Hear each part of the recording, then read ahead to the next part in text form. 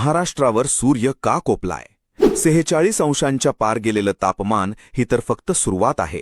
कारण 140 वर्षांनंतर पृथ्वीवर पुन्हा एकदा येतोय सुपर एल निनो.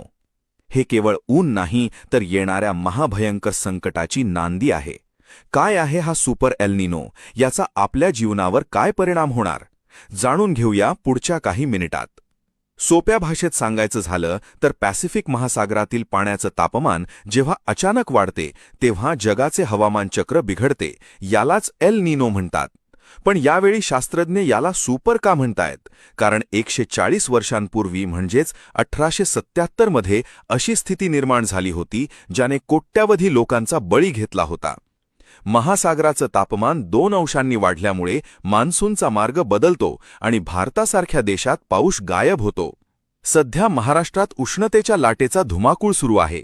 अनेक जिल्ह्यातील पारा 40शी पार गेलाय. काही ठिकाणी 46 अंशावर तापमान गेलंय. ही महाराष्ट्रासाठी धोक्याची घंटा आहे. 2015 साल आठवतंय?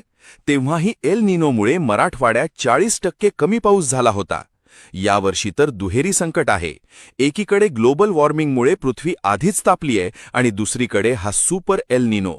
याचा थेट परिणाम आपल्या शेतीवर होणार आहे. मान्सून लांबणीवर पडण्याची किंवा खंड पडण्याची मोठी शक्यता वर्तवण्यात आली आहे. उष्णतेच्या लाटेचा फटका केवळ अंगाला बसणार नाही तर तो आपल्या खिशालाही बसणार आहे. पाणी कमी झालं की अन्नधान्याचं उत्पादन घटणार आणि अन्नधान्याचे दर 9% वाढू शकतात. रात्रीचं तापमान सुद्धा वाढणार असल्यामुळे शहरांमधील सिमेंटची जंगले हीट आयलंड बनतील, जिथे सामान्य माणसाला जगणं कठीण होईल. मित्रांनो, हे नैसर्गिक संकट आपण पूर्णपणे थांबवू शकत नाही, पण झाडं लावून आणि निसर्गाचं रक्षण करून त्याची तीव्रता नक्कीच कमी करू शकतो.